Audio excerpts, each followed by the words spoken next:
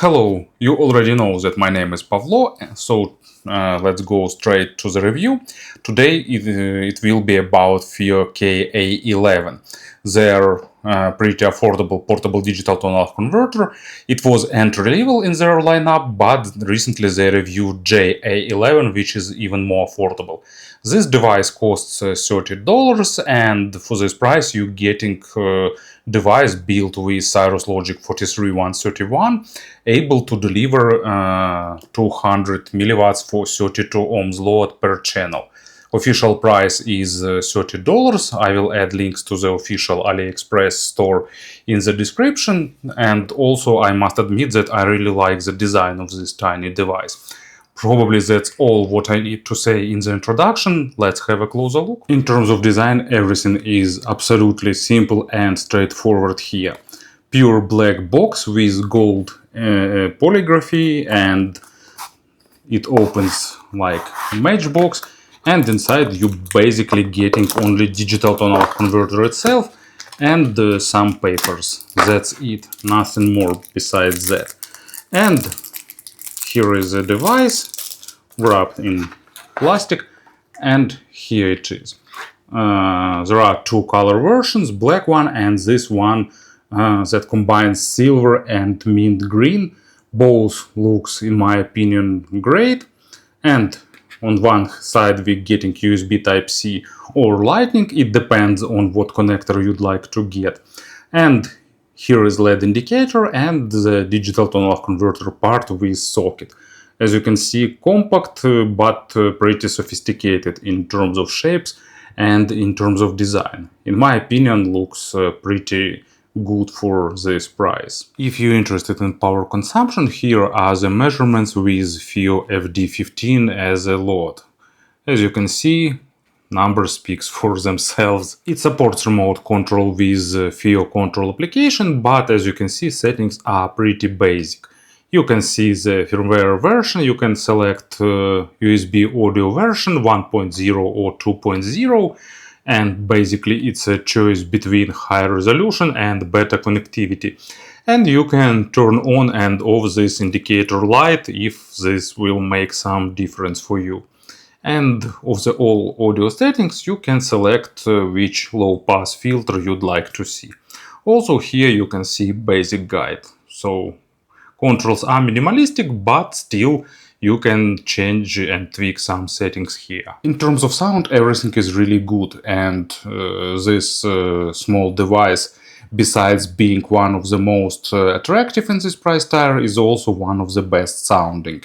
FiiO engineers did their best to showcase the full potential of Cirrus Logic 43131, and I'm not sure how did they put this chip into this small case, but actually it's here, and the warmth of this device when it's working is the best proof that inside it does some serious work. So, sound is technical, but at the same time not monitoring and not natural. It has slight coloration, but not overdone, so basically it combines both side of things. So, technicality and at the same time pretty musical representation. So, bass go deep, not to the maximum depth, but depth is pretty good. Resolution is great for this price and normal in general. It has nice texturing, but no focus on the micro nuances and details in the low frequencies. So there is no exaggeration of the realism for the instruments or something like that. It's not boosted, of course. There is a slight hint of added weight to make everything slightly warmer and more pleasant to ears, but not too much. Impact is good, so everything is pretty well balanced, and there is no some preferences in terms of what these low frequencies are better suited for. So it leaves that choice for you, so you can select signature with some proper earphone selection. And example is Mindfields by the Prodigy. Really good example of multi-layered low frequencies. There is a layer of really deep bass that is represented nicely by this digital to analog converter and earphones. On top of that, we're getting another layer of bass, and then goes all mid frequencies with three-dimensional effects and pretty aggressive percussions. So everything is represented well, and this contrast between bass and other frequencies is also pretty well maintained. Control of low frequencies is also good, so it's not bleeding onto mids.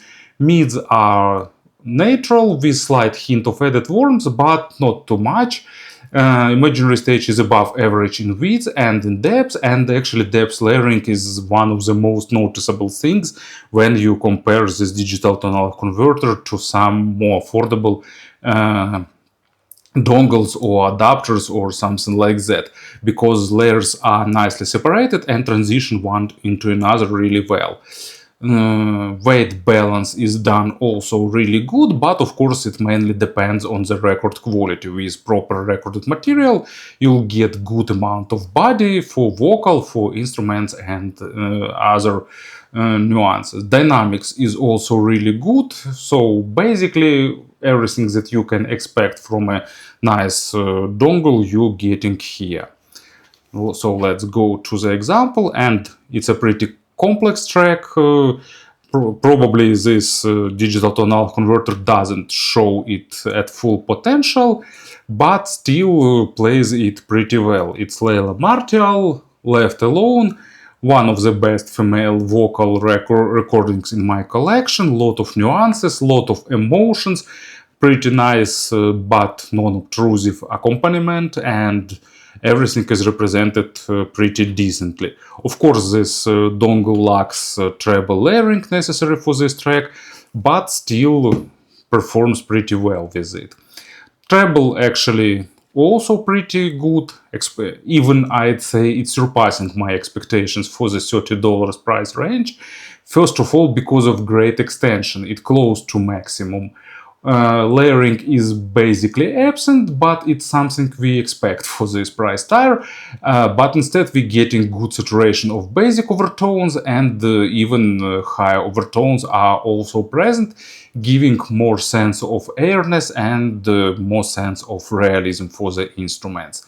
Treble is not boosted, and at the same time it's not softened, so really nice balance of high frequencies. Not too sharp and not too soft. When something like sibilance is present in the record, it will be represented, but at the same time won't be boosted. So, example for the treble, it's Nothing Else Matters by Macy Gray from my favorite rock reimagined compilation. Really good female vocal with lot of nuances, with lot of overtones.